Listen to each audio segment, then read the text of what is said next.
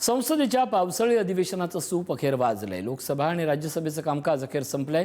पंतप्रधान मोदी आणि केंद्रीय गृहमंत्री अमित शाह आज लोकसभेत उपस्थित होते। केंद्रीय गृहमंत्री अमित शाह नीट पेपर फुटी आणि विद्यार्थी आंदोलनावर आज दुपारी 3 वाजता लोकसभेत बोलणार होते। मात्र त्याआधीच लोकसभेचं कामकाज गुंडाळण्यात आलं। विशेष म्हणजे संपूर्ण अधिवेशन काळात एकही दिवस लोकसभेचं कामकाज पूर्णपणे सुरळीत पार पडलं नाही। या कुठल्याही महत्त्वाच्या विषयावर चर्चा झाली ना कुठले प्रस्ताव चर्चेनिशी सादर झाले। लोकसभेत दररोज दिसला तो फक्त गोंधळ आणि गोंधळ। विद्यार्थी आंदोलन, नीट पेपर फुटी आणि इतर मुद्द्यावरून सत्ताधारी आणि विरोधकांमध्ये संपूर्ण अधिवेशनात जोरदार खडाजंगी पाहायला मिळाली। बऱ्याचदा लोकसभा सुरू होताच 5 मिनिटात कामकाज स्थगित करण्यात येत होतं। त्यामुळे कधीकधी केवळ संसदेचं कामकाज गुंडाळण्यासाठी विरोधकांचा गदारोळ हे कारण वापरलं जात होतं का, असाही सवाल बऱ्याचदा उपस्थित झाला आहे। संसदेत आतापर्यंत काय काय घडलं पाहूया ग्राफिक्सच्या माध्यमातून। 20 जुलैला पावसाळी अधिवेशनाला सुरुवात झाली। नीट पेपर फुटी आणि विद्यार्थी आंदोलनावरून वाद सुरू झाले। विद्यार्थ्यांवरील लाठीमाराचा मुद्दा हा संसदेत गाजला। गोळीबाराचे आदेश कुणी दिले, राहुल गांधींचा अमित शहांना सवाल होता। विरोधकांकडून अमित शहांच्या राजीनाम्याची मागणी करण्यात आली। सरकारकडून अमित शहांकडून विद्यार्थी आंदोलनावर चर्चेची तयारी दाखवण्यात आली। तर चर्चेच्या मुद्द्यावर सरकार आणि विरोधकांमध्ये मतभेद असल्याचं पाहायला मिळालं। संसदेबाहेरही एनडीए आणि विरोधक आमने-सामने आल्याचं चित्र होतं। झारखंड विद्यार्थी आंदोलनावरूनही संसदेत संघर्ष पाहायला मिळाला। राम मंदिर दान चोरीच्या आरोपावरही चर्चा घेण्याची विरोधकांची मागणी होती। सततच्या गदारोळामुळे कामकाज वारंवार तहकूब करण्यात आलं। विरोधकांच्या घोषणाबाजीमुळे अनेकदा कामकाज ठप्प झालं।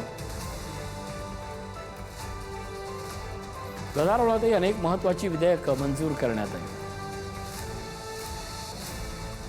परीक्षा दुरुस्ती विधेयक लोकसभेत मंजूर करण्यात आलं।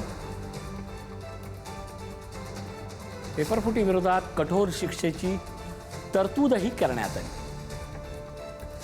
सुप्रीम कोर्ट न्यायाधीशांची संख्या वाढवणारं विधेयक मंजूर करण्यात आलं। एमएसएमई विधेयक राज्यसभेत मंजूर करण्यात आलं। शेवटच्या दिवशी 3 वाजता विद्यार्थी आंदोलनावर अमित शहा उत्तर देणार होते। अमित शहा बोलण्याआधीच लोकसभा स्थगित करण्यात आली।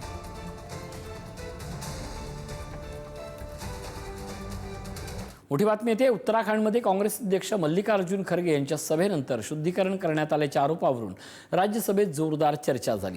खरगे यांनी आरोप करताना आपल्या सभेनंतर शुद्धीकरण करण्यात आल्याचं म्हटलं। या आरोपावर केंद्रीय मंत्री जे पी नड्डा यांनी स्पष्टीकरण दिलं। ही घटना भाजपनं केलेली नाही असे नड्डा यांनी स्पष्ट केलं। मात्र या प्रकरणात दोषी कुणीही आढळलं तर त्यांच्यावर कारवाई केली जाईल अशी ग्वाही नड्डा यांनी दिली। त्यामुळे खरगे यांच्या आरोपावरून आता राजकीय वातावरण तापलंय।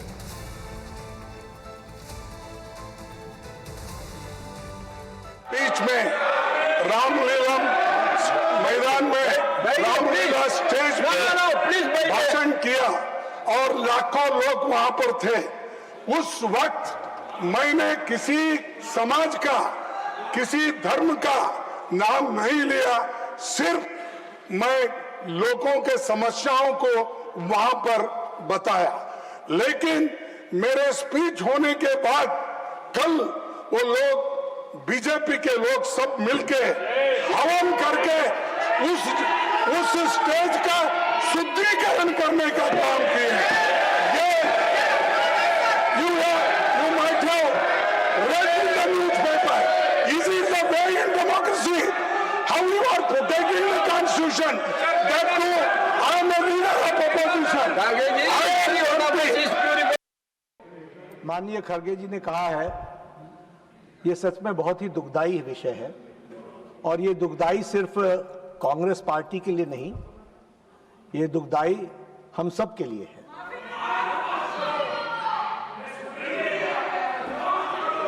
बीजेपी, क्योंकि खरगे साहब ने कहा कि बीजेपी के लोग थे, मैं स्पष्ट करना चाहता हूं, यहां राष्ट्रीय अध्यक्ष जी भी बैठे हैं और मैं भी पूर्व राष्ट्रीय अध्यक्ष रहा हूं। BJP does not subscribe to such activities, never.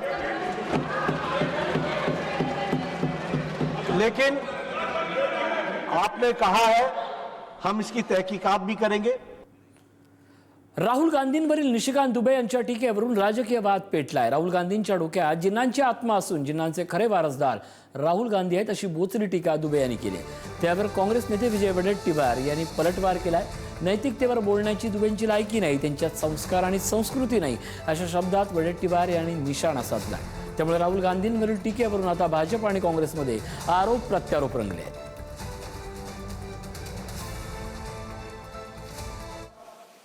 Gandhi चोर है, इसमें हिम्मत नहीं है, करोड़ों रुपया कमाता है झारखंड से, यहाँ कांग्रेस पार्टी को चलाता है। कांग्रेस में कोई सरकार नहीं है, हमारे झारखंड के बच्चों का भविष्य 7 साल से बर्बाद कर दिया है और वो चोर है और उसके दिमाग में जो है जिन्ना की आत्मा घुसी हुई है, अंदर खुद ही है ना। देश तोड़ने वाली ताकत के साथ जो है वो प्रधानमंत्री आवास का घेराव करने आ जाता है। हिम्मत है तो वो झारखंड में सरकार से समर्थन क्यों नहीं वापस ले रहा है? जो स्वतःच्या मावस बहिणीशी लग्न करतो त्याला नैतिकता कुठून आली? त्याला बोलण्याची गरज नाही। अशा थर्ड क्लास फेकल्या माणसाची त्या माणसाचं नाव घेण्याची पण आमची इच्छा नाही, ज्याच्यामध्ये संस्कार नाही, संस्कृती नाही, काही भान नाही सामाजिक, अशा फेकल्या माणसावर बोलण्याची गरज वाटत नाही आम्हाला।